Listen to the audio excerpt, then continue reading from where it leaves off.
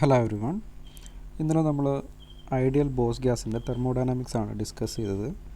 അവിടെ ഡിസ്കസ് ചെയ്ത സമയത്ത് നമ്മൾ മേജറായിട്ട് രണ്ട് ഇക്വേഷൻസ് നമ്മൾ ഡിസ്ക്രൈബ് ചെയ്തു. ഒന്ന് P/KT = 1/λ³ G 5/2 Z എന്നുള്ള ടേം. അതിൽ G എന്നുള്ളത് ബോസ്-ഐൻസ്റ്റൈൻ ഫംഗ്ഷനാണ്. അതിന് ഒരു സീരീസ് എക്സ്പാൻഷൻ ഉണ്ട്. അതെല്ലാം നമ്മൾ ഡിസ്കസ് ചെയ്തിട്ടുള്ള കാര്യങ്ങളാണ്. Z ഫുഗാസിറ്റി ആണ്, lambda mean thermal de Broglie wavelength ആണ്. Okay, that depends on the temperature and mass of the particle. അതുപോലെ തന്നെ n/n0/v. n എന്ന് പറഞ്ഞു കഴിഞ്ഞാൽ total number of particles in the system. n0 എന്ന് പറഞ്ഞു കഴിഞ്ഞാൽ number of particles in the ground state with energy epsilon = 0. Okay, that is related to G3/2 and multiplied by 1/λ³.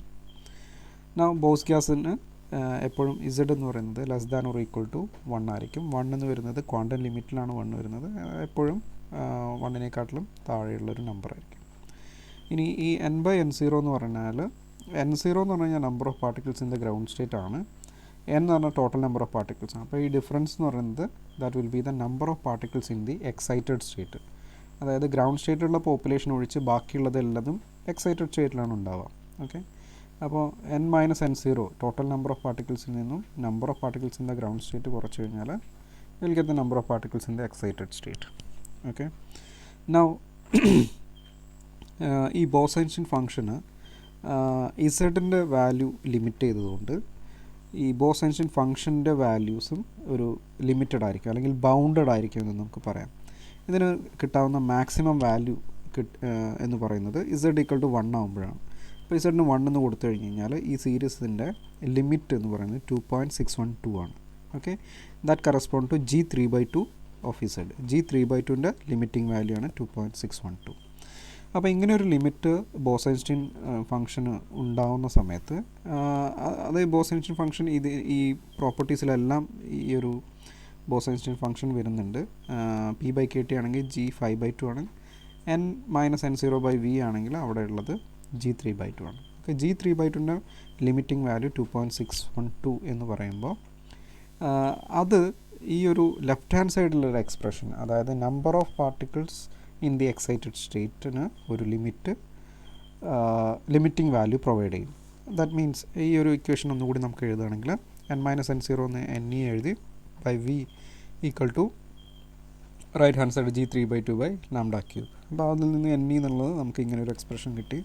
അവിടെ λ³ വേണമെങ്കിൽ സബ്സ്റ്റിറ്റ്യൂട്ട് ചെയ്യാം, അല്ലെങ്കിൽ λ³ തന്നെ എഴുതാം. ഓക്കെ, അപ്പം ഇതിനൊരു ലിമിറ്റിംഗ് വാല്യൂ ഉണ്ടെന്ന് പറയുമ്പോൾ ഈ number of particles in the excited സ്റ്റേറ്റിന് ഒരു മാക്സിമം ഒക്യുപ്പൻസി നമുക്ക്, അതായത് മാക്സിമം ഒരു ലിമിറ്റ് ഉണ്ട്, അത്ര നമ്പർ ഓഫ് പാർട്ടിക്കിൾസ് മാത്രമേ എക്സൈറ്റഡ് സ്റ്റേറ്റിൽ ഉൾക്കൊള്ളിക്കാൻ കഴിയുള്ളൂ. ഓക്കെ, അപ്പോൾ അതിൻ്റെ മാക്സിമം ലിമിറ്റ് എന്ന് പറയുമ്പോൾ ഇതിൻ്റെ റൈറ്റ് ഹാൻഡ് സൈഡിൽ ഇതിൻ്റെ മാക്സിമം വാല്യൂ എടുക്കാം. ഓക്കെ, ne max എന്ന് പറയുന്നത് v/λ³ G3/2 മാക്സ്. അപ്പോൾ ഇതിൻ്റെ മാക്സിമം വാല്യൂ 2.612 ആയതുകൊണ്ട് maximum number of particle in the excited state should be = 1 v/λ³ × 2.612 ആണ്.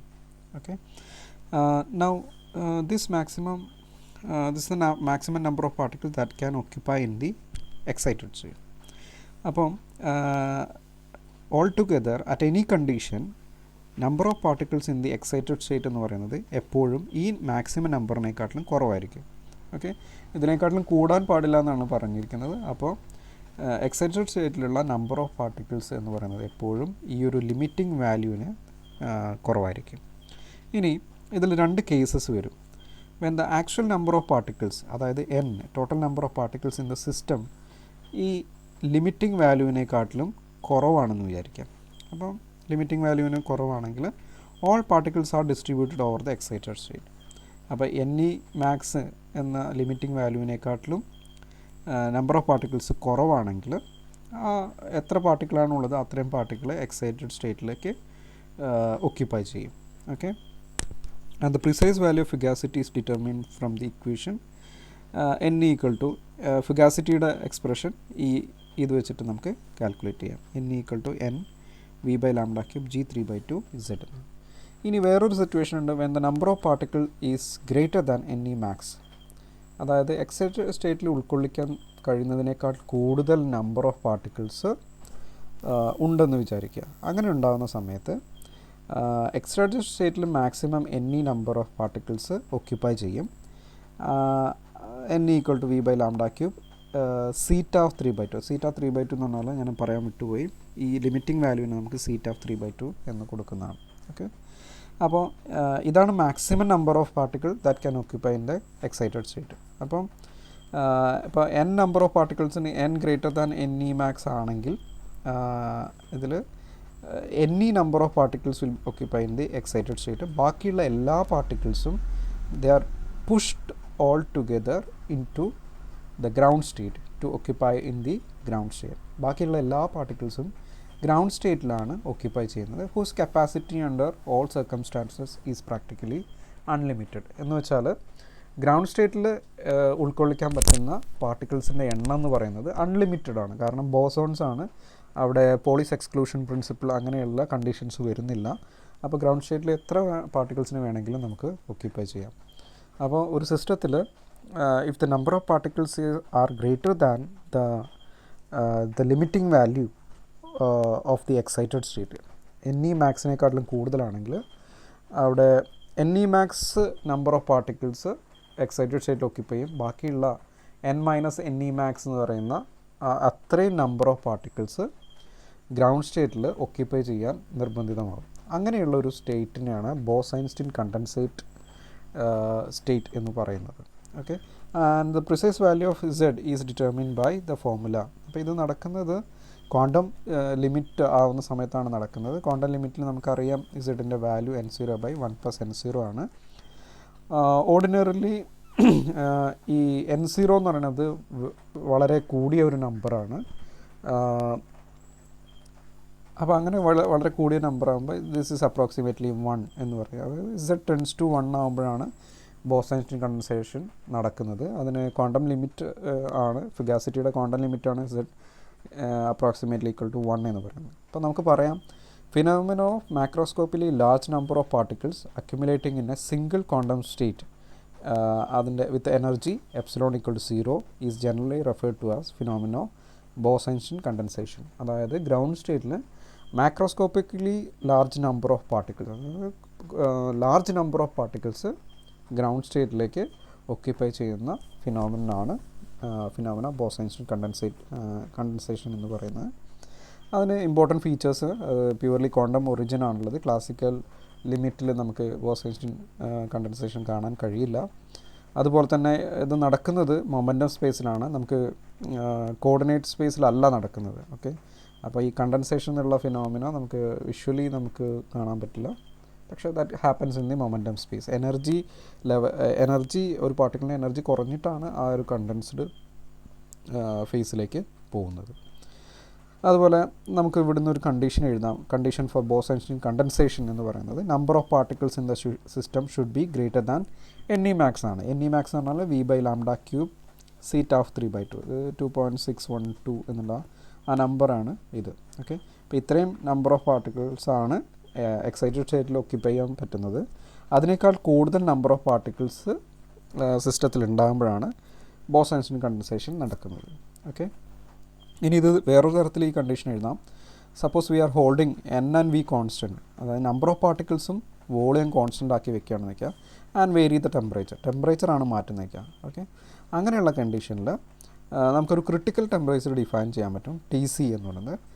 ക്രിട്ടിക്കൽ ടെമ്പറേച്ചർ ഡിറൈവ് ചെയ്യുന്നത് എക്സ്പ്രഷൻ നമ്മുടെ എന്നിൻ്റെ എക്സ്പ്രഷനിൽ നിന്നാണ് ക്രിട്ടിക്കൽ ടെമ്പറേച്ചർ ഡിറൈവ് ചെയ്യുന്നത്. ഇവിടെ നമുക്ക് NE എന്നുള്ളതിന് N എന്ന് കൊടുക്കുക, എന്നിട്ട് ഇതിൽ നിന്ന് Tക്ക് ഒരു എക്സ്പ്രഷൻ എഴുതുക. അപ്പം ഈ Tക്ക് എക്സ്പ്രഷൻ എഴുതണമെങ്കിൽ h³ ഇങ്ങോട്ട് വരും, V ഇങ്ങോട്ട് വരും, എന്നിട്ട് അതിൻ്റെ റേസ് ടു 2/3 എടുക്കണം. അതുപോലെ ഇവിടെ 2πmk ഉള്ളത് ഇവിടെ ഡിവൈഡഡ് ബൈ 2πmk വരും.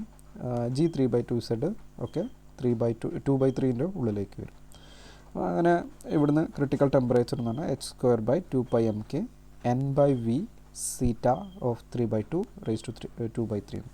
ഇതൊരു ക്രിട്ടിക്കൽ ടെമ്പറേച്ചറാണ്. അതായത് നമ്മൾ നമ്പർ ഓഫ് പാർട്ടിക്കിൾസും വോളിയം ഫിക്സഡ് ആക്കി വെക്കുകയാണെങ്കിൽ we can define A critical temperature at which the boss-Einstein condensation occurs. Okay, below which the boss-Einstein condensation occurs. ആ ടെമ്പറേച്ചർ താഴെയാണെങ്കിൽ Bose-Einstein condensation നടക്കും. അപ്പോൾ temperature should be less than the critical temperature.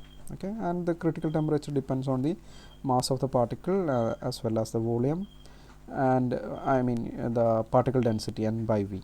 Okay, ഇത്രയും ഫാക്ടേഴ്സിനെ depend ചെയ്തിരിക്കും.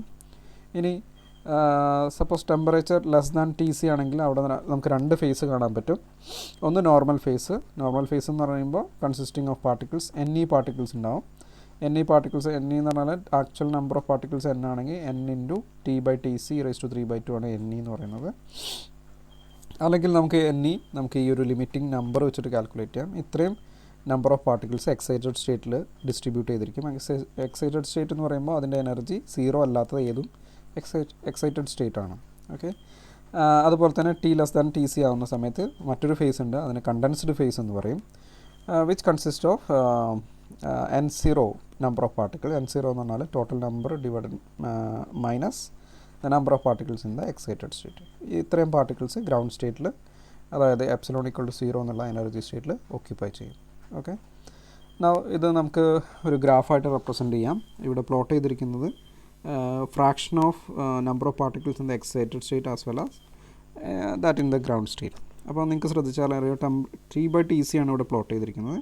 T by T C ഇവിടെ 1 എന്നുള്ള പോയിൻ്റാണ്. 1 എന്നുള്ള point T by T C 1 എന്ന് പറയുന്ന സമയത്ത് T equal to T C ആവുന്ന പോയിൻ്റാണ് ഈ ഒരു പോയിൻ്റ്. ഓക്കെ, അപ്പോൾ ഇതാണ് നമ്മളുടെ സിംഗുലർ പോയിൻ്റ് അല്ലെങ്കിൽ ക്രിട്ടിക്കൽ ടെമ്പറേച്ചർ എന്ന് പറയുന്ന പോയിൻ്റ്. നൗ ഇവിടെ കൊടുത്തിരിക്കുന്നത് രണ്ടും കാണിച്ചിട്ടുണ്ട്. Number of particles in the excited state, അതായത് ടെമ്പറേച്ചർ വളരെ ലോ ആണെങ്കിൽ എക്സൈറ്റഡ് സ്റ്റേറ്റിൽ എല്ലാ പാർട്ടിക്കിൾസും ഗ്രൗണ്ട് സ്റ്റേറ്റിലാണ് ഉണ്ടായിരിക്കുക. ഓക്കെ, അതിനെ കണ്ടൻസ്ഡ് ഫേസ് എന്ന് പറയാം. ഓക്കെ, ടെമ്പറേച്ചർ ഇൻക്രീസ് ചെയ്യുമ്പോൾ എക്സൈറ്റഡ് സ്റ്റേറ്റിലുള്ള നമ്പർ ഓഫ് പാർട്ടിക്കിൾസ് ഇൻക്രീസ് ചെയ്ത് പോയി. പിന്നെ നമ്മൾ T greater than T C ആവുന്ന ഈ number of particles in the excited state അതിനൊരു മാക്സിമം ഒക്യുപ്പൻസി ഉണ്ട്. അതിന് അപ്പുറത്തേക്ക് അത് ഇൻക്രീസ് ചെയ്യില്ല. പിന്നീട് അതൊരു കോൺസ്റ്റൻ്റ് ആയിട്ടാണ് നിൽക്കുന്നത്. ഓക്കെ, അതുപോലെ തന്നെ number of particles in the ground state എന്ന് പറയുന്നത് ടെമ്പറേച്ചർ വളരെ കുറവാണെങ്കിൽ ഞാൻ നേരത്തെ പറഞ്ഞ പോലെ തന്നെ എല്ലാ പാർട്ടിക്കിളും അതിൻ്റെ ഗ്രൗണ്ട് സ്റ്റേറ്റിലാണ് ഉണ്ടായിരിക്കുക. n0/n എന്നുള്ളത് 1 ആയിരിക്കും. ഓക്കെ, കാരണം എല്ലാ പാർട്ടിക്കിളും ഗ്രൗണ്ട് സ്റ്റേറ്റിലാണ് ഉണ്ടാവുക. പിന്നെ ടെമ്പറേച്ചർ കൂട്ടുന്ന സമയത്ത് കുറഞ്ഞു വന്നു. T greater than T C ആവുന്ന സമയത്ത് ഈ കണ്ടൻസ്ഡ് ഫേസ് ഗ്രൗണ്ട് സ്റ്റേറ്റിൽ large number of particles occupy ചെയ്യുന്നത് എല്ലാം പോയിട്ടുണ്ടാകും. ആ സ്റ്റേറ്റ് പിന്നെ എക്സിസ്റ്റ് ചെയ്യുന്നില്ല. അപ്പം ഈ ടെമ്പറേച്ചറിന് താഴെ ആണ് രണ്ട് ഫേസ് നമുക്ക് കാണാൻ പറ്റുക. ഒന്ന് നോർമൽ ഫേസ് ഉണ്ട്, പിന്നെ അതൊരു കണ്ടൻസ്ഡ് ഫേസും ഉണ്ട്. Okay, T greater than T C ആവുന്ന സമയത്ത് there is only normal phase. Okay, T greater than T C ആകുമ്പോൾ നോർമൽ ഫേസ് മാത്രമേ കാണാൻ കഴിയുള്ളൂ. ഓക്കെ, എൻസ് ടു ടി സി ആവുന്ന സമയത്ത് നമുക്ക് ഇങ്ങനെ ഒരു എക്സ്പ്രഷൻ എഴുതാം, n0/n, അതായത് number of particles in the ground state with respect to the actual number of particles എന്ന് പറഞ്ഞാൽ 1 - t/Tc റേസ് ടു 3/2 എന്നുള്ള ഫോമിലേക്ക് നമ്മൾ എഴുതാം. അതിനെ ഒന്നുകൂടി അപ്രോക്സിമേറ്റ് ചെയ്ത് 3/2 Tc - t/Tc എന്ന് എഴുതാവുന്നതാണ്. This is when temperature approaches to Tc. Okay, ഞാൻ ഇവിടെ വേറൊരു കാര്യം കൂടി കൊടുത്തിട്ടുണ്ട്. Fugacity as a function of de Broglie wavelength ആണ് കൊടുത്തിരിക്കുന്നത്. ഇവിടെ v/λ³ ആണ് പ്ലോട്ട് ചെയ്തിരിക്കുന്നത്. ഓക്കെ, v എന്ന് പറഞ്ഞാൽ സ്പെസിഫിക് വോളിയമാണ്. V/N ആണ് സ്മോൾ v എന്ന് പറയുന്നത്. ലാംഡ എന്ന് പറഞ്ഞാൽ മീൻ തെർമൽ വേവ് ലെങ്ത്. ഓക്കെ, അപ്പം എന്താ ക്വാണ്ടം ലിമിറ്റിൽ അതിൻ്റെ വാല്യൂ അപ്രോക്സിമേറ്റ്ലി 1 ആണ്. പിന്നീട് അത് കുറഞ്ഞു വരുന്നുണ്ട്. Okay, 1/the limiting value of the Bose-Einstein function, അതായത് 1/2.612 എന്നുള്ളൊരു പോയിൻ്റ് വരെ ഇതിന് 1 വാല്യൂ ആണ് ഉള്ളത്. പിന്നീട് അത് കുറഞ്ഞു വരുന്നു. ഓക്കെ, ഇതാണ് ഫുഗാസിറ്റിയുടെ വേരിയേഷൻ. ഇനി ഒരു സെക്ഷനിൽ നമുക്ക് പ്രഷറിൻ്റെ വേരിയേഷനും അതുപോലെ തന്നെ സ്പെസിഫിക് ഹീറ്റിൻ്റെ വേരിയേഷനും അതൊന്ന് കാൽക്കുലേഷൻ ചെയ്യാനുണ്ട്. അപ്പോൾ ഇപ്പോൾ പറഞ്ഞ ബോസ്-ഐൻസ്റ്റൈൻ ഫംഗ്ഷൻ്റെ അനാലിസിസ് വഴി തന്നെ നമുക്കിത് ചെയ്യാവുന്നതുള്ളൂ. അത് നിങ്ങളൊന്ന് ഹോംവർക്കായിട്ട് ചെയ്ത് നോക്കുക. പ്രഷർ എങ്ങനെ വേരി ചെയ്യുന്നു, ഡിഫറെൻറ്റ് റെജീംസിൽ, അതുപോലെ തന്നെ സ്പെസിഫിക് ഹീറ്റിൻ്റെ വേരിയേഷൻ നമ്മൾ ഓൾറെഡി ഡിസ്കസ് ചെയ്ത് കഴിഞ്ഞതാണ്. അപ്പോൾ അതൊന്നുകൂടി നോക്കാം. ഇപ്പോൾ ടോട്ടലായിട്ട് നമുക്ക് ഇങ്ങനെയൊരു ഫിഗറാണ് കിട്ടുക ഫോർ പ്രഷർ. അതിനൊരു ക്ലാസിക്കൽ റെജീം, ഒരു ട്രാൻസിഷൻ ലൈൻ ഉണ്ട്. ഓക്കെ, അപ്പോൾ ഇതൊന്ന് അനലൈസ് ചെയ്ത് നോക്കാം. അതുപോലെ തന്നെ ഈ ഒരു ഗ്രാഫ് സ്പെസിഫിക് ഹീറ്റിൻ്റെ വേരിയേഷൻ നമ്മൾ ഡിസ്കസ് ചെയ്തിട്ടുള്ളതാണ്. അപ്പോൾ ഇവിടെയുള്ള വേരിയേഷൻ T⁻³ ആണ് ഉള്ളത്. കഴിഞ്ഞ ക്ലാസ്സിൽ പറയാൻ വിട്ടുപോയതാണ്. ബാക്കിയുള്ള കാര്യങ്ങൾ നമ്മൾ കഴിഞ്ഞ ക്ലാസ്സിൽ ഡിസ്കസ് ചെയ്തിട്ടുള്ളതാണ്. ഓക്കെ, അതുപോലെ specific heat of liquid helium ഒരു ലാംഡ ടൈപ്പ് ട്രാൻസിഷനാണ് കാണിക്കുന്നത്. അപ്പോൾ ലിക്വിഡ് ഹീലിയത്തിൻ്റെ സ്പെസിഫിക് ഹീറ്റ് ഏകദേശം ഒരു ലാംഡ ഷേപ്പിലാണ് ഉണ്ടാവുക. അതുകൊണ്ടാണ് ലാംഡ ട്രാൻസിഷൻ എന്ന് പറയുന്നത്. അത് നടക്കുന്നത് ഏകദേശം 2.19 കെൽവിനിലാണ് ലിക്വിഡ് ഹീലിയത്തിൻ്റെ ഒരു ഫേസ് ട്രാൻസിഷൻ നടക്കുന്നത്. അപ്പോൾ അത് നിങ്ങളൊന്ന് വായിച്ചു നോക്കുക. ഇപ്പോൾ തിയററ്റിക്കലി നമുക്ക് ഈ ക്രിട്ടിക്കൽ ടെമ്പറേച്ചർ കാൽക്കുലേറ്റ് ചെയ്യാൻ പറ്റും, TC കാൽക്കുലേറ്റ് ചെയ്യാം. അത് കാൽക്കുലേറ്റ് ചെയ്യുമ്പോൾ അപ്രോക്സിമേറ്റ്ലി 3.1 കെൽവിൻ എന്നൊക്കെയാണ് വരുന്നത്. എക്സ്പെരിമെൻ്റലി നമുക്ക് ലിക്വിഡ് ഹീലിയത്തിൻ്റെ ക്രിട്ടിക്കൽ ടെമ്പറേച്ചർ കിട്ടിയിരിക്കുന്നത് 2.19 കെൽവിനാണ്. കമ്പയർഡ് ടു അതിൻ്റെ തിയററ്റിക്കൽ വാല്യൂ ആയിട്ടുള്ള 3.1 കെൽവിൻ. അതൊരു വലിയൊരു ഡിഫറൻസ് ആയിട്ട് നമുക്ക് എടുക്കാൻ കഴിയില്ല. ഒരു വളരെ മൈന്യൂട്ടായിട്ടുള്ള ഒരു ഡിഫറൻസ് ആണ്. അപ്പോൾ ലിക്വിഡ് ഹീലിയത്തിൻ്റെ ഒക്കെ ഈ ബോസ്-ഐൻസ്റ്റൈൻ കണ്ടൻസേഷൻ പ്രോപ്പർട്ടിയും അതുപോലെ തന്നെ ഈ സ്പെസിഫിക് ഹീറ്റിലുള്ള ഈ ട്രാൻസിഷൻ ടെമ്പറേച്ചറും ഒക്കെ കറക്റ്റായിട്ട് പ്രെഡിക്റ്റ് ചെയ്യാൻ നമ്മുടെ ഈ ഒരു അനാലിസിസ് വഴി കഴിയുന്നതാണ്. ഓക്കെ, അപ്പോൾ ഓൾ ടുഗെദർ നമ്മൾ ബോസ്-ഐൻസ്റ്റൈൻ കണ്ടൻസേഷൻ്റെ പ്രോപ്പർട്ടീസ് നമ്മൾ ഡിസ്കസ് ചെയ്തു. അതിൽ കുറച്ച് 1-2 എക്സ്പ്രഷൻസ് നിങ്ങൾക്ക് ഹോംവർക്കായിട്ട് ചെയ്യാനുണ്ട്. അത് പ്രഷറിൻ്റെ വേരിയേഷനും അതുപോലെ തന്നെ സ്പെസിഫിക് ഹീറ്റിൻ്റെ ഒരു അനാലിസിസും. അപ്പോൾ അത് നിങ്ങൾ ഹോംവർക്കായിട്ട് ചെയ്യാം. Hope you understood the video. Thank you.